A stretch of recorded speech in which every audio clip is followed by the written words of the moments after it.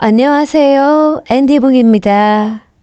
오늘은 노자 도덕경에서 읽은 문장과 내가 느낀 점을 읽어보겠습니다.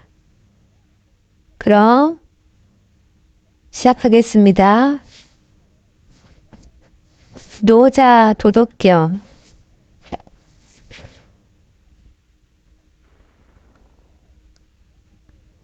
그 구체적인 형상을 말로 표현할 수 있는 도는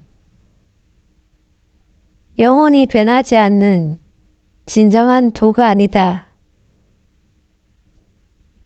사물의 구체적인 특징을 가리키는 이름은 영원히 변하지 않는 진정한 이름이 아니다. 무는 천지의 시작이다. 무가 있어야 천지가 시작될 수 있다. 유는 만물의 근본이다. 유가 있어야 만물이 생성할 수 있다. 무욕의 마음을 지니게 되면 언제나 천지의 오묘함을 잡힐 수 있다. 반대로 욕심을 갖게 되면 언제나 만물의 활동 자체를 살피는 데서 머무게 된다. 유와 무는 같은 뿌리이면서 표현이 다를 뿐이다. 둘 다 이렇듯 신비하고 황홀하다. 한 걸음 더 나아가 천지 만물의 오묘함을 보여주는 뿐이다. 최고의 도덕성을 지닌 사람은 물에 비유할 수 있다. 물은 만물을 자유롭게 키우면서 만물과 결코 다투는 법이 없다. 물처럼 유연성이 풍부할 뿐 아니라 자신보다 주위를 우선하고 스스로 자신을 낮춘다. 이런 덕목을 갖추게 되면 진정한 도에 가까워진다. 이런 사람은 모두가 싫어하는 낮은 자리에 있어도 마음이 동요되는 일이 없다. 마치 낮은 곳을 쳐다가는 물의 속성을 연상시킨다. 마음이 평온한 모습은 깊은 연못의 고요함을 닮았다. 즐거이 남을 돕는 모습은 사람을 이롭게 해주는 물을 닮았고, 신의를 지키는 모습은 물처럼 진실하다. 자연의 순리에 순응하는 물의 속성에 따라 정의로움으로 나라를 다스려 어지러움이 없게 하고 능숙하고 결단성 있게 일을 처리한다. 일단 행동에 나섰을 때 기민하게 움직이는 모습은 물처럼 어디를 가든 무적이다. 물처럼 누구와도 옥신각신하지 않기 때문에 누구의 비난도 사지 않는다. 영혼과 육체를 하나로 만들어 영혼이 분리되지 않게 할 수 있는가? 정신과 기력을 온화하게 조화시켜 갓 태어난 아기처럼 순박하게 만들 수 있는가? 마음의 어지러움을 깨끗이 씻어 티끌 하나 묻지 않는 거울처럼 맑게 할 수 있는가? 백성을 사랑하는 마음으로 나라를 다스리면서도 자신만이 옳다고 내세우지 않을 수 있는가? 감각기관에 동요되지 않는 이성적 능력을 지니고서도 외부의 자극을 마음의 감성 그대로 받아들일 수 있는가? 모든 사물에 정통하고서도 아무것도 모르는 듯한 태도를 취할 수 있는가? 30개의 바퀴살이 바퀴 하나를 이루고 있다. 바퀴 중간에 빈 곳이 있어야 수레바퀴를 조립할 수 있고 수레가 제 역할을 한다. 흙을 이겨 도기를 만들 때는 그릇 안쪽을 비운다. 그래야 물건을 저장하는 기능을 한다. 집을 지을 때는 벽을 뚫어 문과 창을 낸다. 그래야 공기가 통하고 사람이 거주할 수 있다. 이처럼 형체가 있는 것이 쓸모 있는 것은 형체가 없는 것이 뒷받침해 주기 때문이다.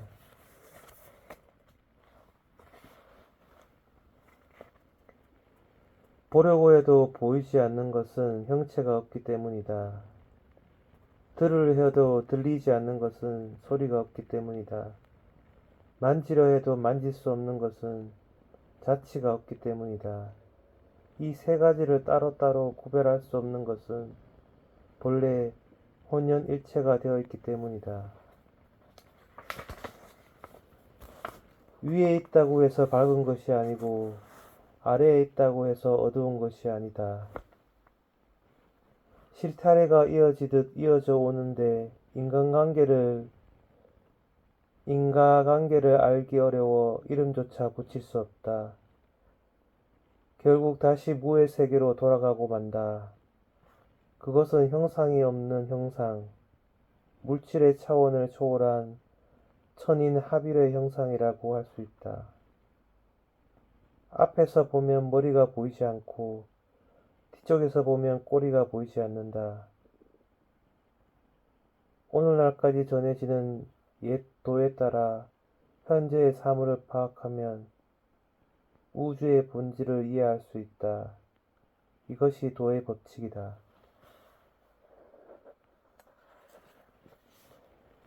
도를 깊이 깨우친 옛적의 도인은 그 경지가 오묘해 보통 사람은 가까이 다가갈 수조차 없었다.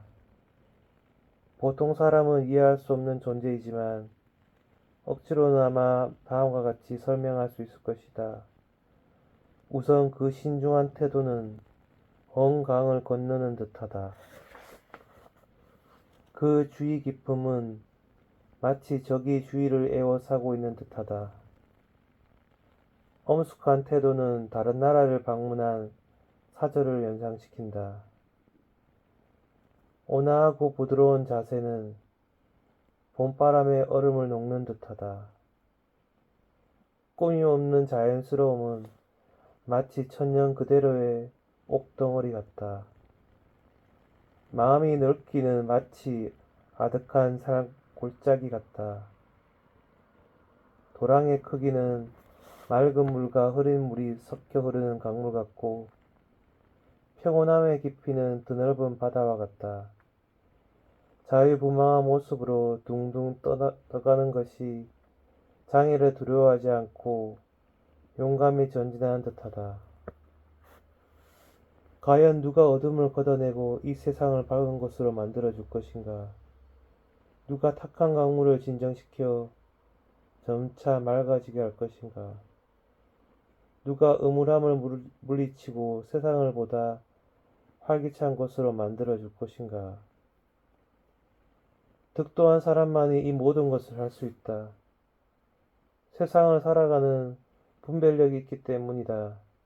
현실에 만족하기를 바라지 않으므로 옛것을 지키고 그것을 새로운 것으로 바꾸어 갈 수 있다.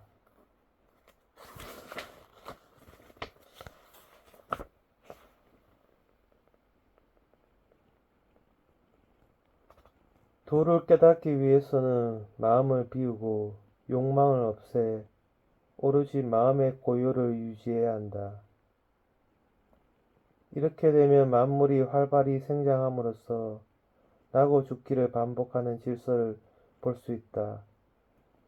만물은 헤아릴 수 없이 다종다양하지만 반드시 자신이 시작한 지점으로 돌아간다. 이러한 회귀 현상을 만물의 근원인 도로 돌아간다고 한다. 자연에서 유래하고 자연으로 돌아가는 이치가 상이다. 상의 이치를 이해하면 세상의 도리를 알 수 있게 되는데 이를 가리켜 명이라고 한다. 상의 이치를 모르면 미망에 빠져 화를 부르게 된다. 상의 이치를 깨달으면 다른 사람에게 너그러워진다. 관용으로 사람을 대해야 공정하게 일을 처리한다. 일을 공정하게 처리해야 천하가 순종하게 되고 천하가 순종해야 천도와 통하게 된다. 천도와 통하면 도와 일체가 되고 도와 일체가 되어야 태평한 세상이 오래도록 이어진다. 세상을 다하는 날까지 두려울 것이 없게 된다.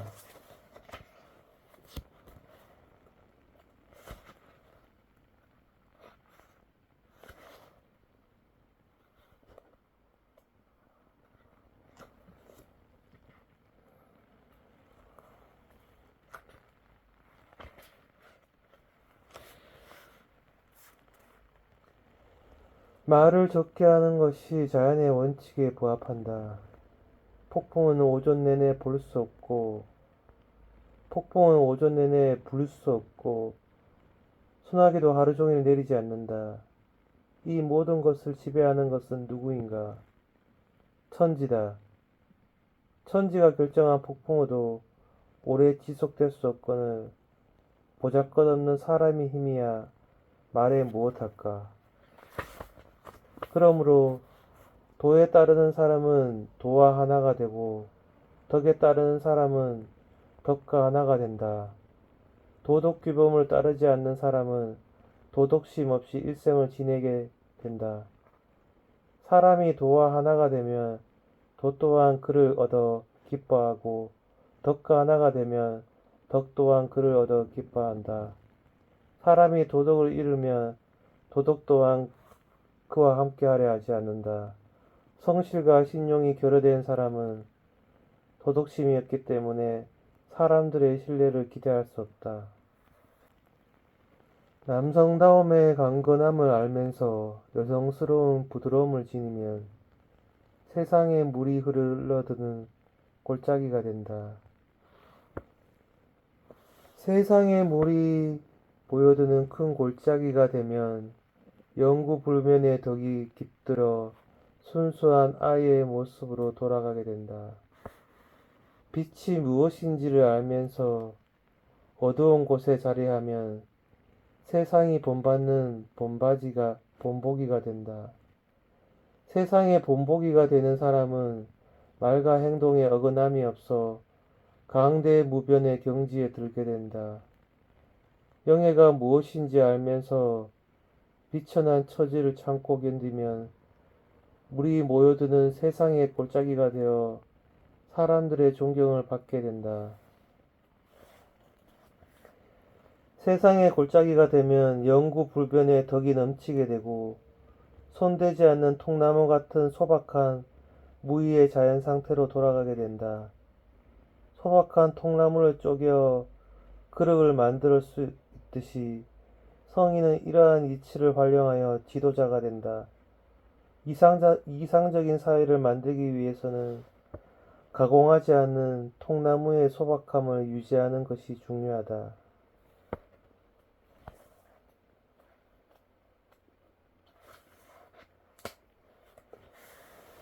다른 사람을 이해할 수 있는 사람은 분명 지혜로운 사람이다. 하지만 자기 자신을 아는 사람이야말로 참된 의미에서 총명한 사람이다. 남을 이기는 사람은 힘 있는 사람이 분명하지만 자기 자신을 이기는 사람은 진정 강한 사람이다. 만족할 줄 알아야 넉넉한 사람이지만 열심히 노력하는 사람이라야 자신의 뜻을 이룰 수 있다. 절제를 잊지 않는 사람은 무슨 일이든 오래 지속할 수 있고 도에 따라 사는 사람은 그 정신이 영원하다. 최상의 덕을 지닌 사람은 자신이 덕을 지니고 있다고 여기지 않으므로 참된 유덕자이다. 낮은 덕을 지닌 사람은 자신이 덕을 지니고 있다고 여기므로 참된 유덕자라고 할 수 없다. 최상의 덕은 자연스럽게 몸에 밴 무위의 경지로 일부러 드러내려 하지 않는다. 낮은 덕은 생경하고 자연스럽지 않다. 최상의 이는 유의의 행위이지만 자연스럽다. 최상의 어이는 유의의 행위로 부자연스럽다. 최상의 예는 억지로 이를 도모하니 반응이 없으면 소매를 잡아당겨서라도 규범에 맞도록 한다. 그래서 도를 잃으면 덕이 중시된다. 덕을 잃으면 인이 중시된다. 인을 잃으면 의가 중시된다. 의를 잃으면 예가 중시된다. 형식을 중시하는 예는 참다운 마음이 옅어진 상태로 세상의 혼란을 부르는 근본이다. 역사의 경험은 겉만 화려한 도덕은 어리석음의 시작임을 알려준다. 그러므로 하늘을 떠받치고 땅 위에 우뚝 선 군자는 만물의 근본인 도를 체득하기 위해 노력하고 형식과 거칠의 화사함을 멀리한다. 세상에서 가장 연약한 것이 세상에서 가장 단단한 것을 지배할 수 있다. 물과 같이 형체가 정형화되지 않는 것은 틈새가 없는 견고한 물체에도 스며들어 무너뜨린다. 그래서 나는 무의의 좋은 점을 깨달았다. 이런 말없는 무언의 가르침과 무의의 유익함에 필적할 만한 것은 세상 어디에도 없다. 도는 만물을 창조하고 덕은 만물을 키운다. 도의 역할은 만물의 형체를 만들어주는 일이고 덕의 힘은 만물을 성장시킨다. 도가 존경받고 덕이 귀하게 되는 이유는 누가 시켜서가 아니다. 자연 그대로 저절로 이루어진다. 도는 만물을 창조하고 덕은 만물을 키우며 도덕은 만물을 생장 발육시켜 만물이 열매를 맺고 더 크게 자라도록 보호한다. 무의의 자연 법칙을 따르고 특별한 일을 일부러 실행하지 않고 몸이 건조한 음식을 맛있는 음식으로 여긴다. 작은 것을 큰 것으로, 적은 것을 많은 것으로 여겨 존중한다. 원한을 은혜로 갚는다. 어려운 일은 쉬운 것부터 시작하고 큰 일은 작은 것부터 시작한다. 무의의 성의는 결코 큰 일을 도모하지 않기 때문에 오히려 위대한 사업을 이룰 수 있다. 쉽게 승낙하면 믿음을 주기 어렵고 이를 너무 가볍게 생각하면 반드시 난간에 부딪힐 것이다. 그래서 성인은 어떤 일도 가볍게 다루지 않으므로 결코 어려움에 빠질 일이 없습니다.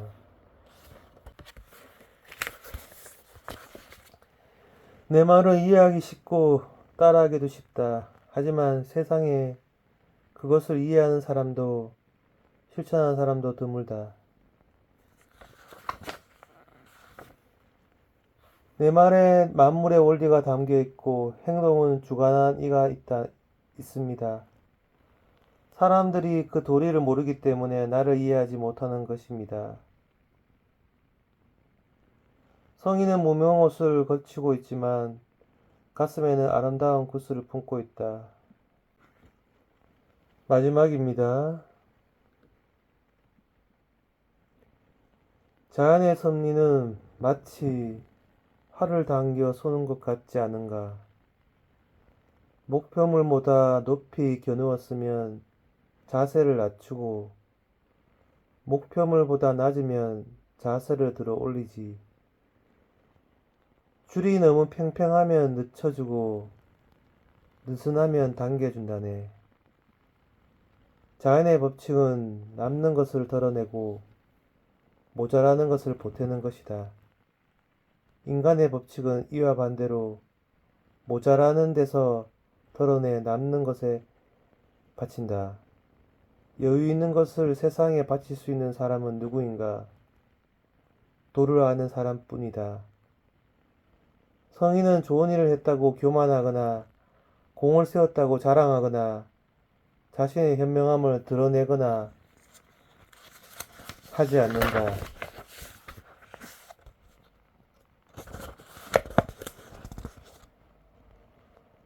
오늘은 노자의 도덕경을 읽고 여러 가지 배움을 얻었습니다.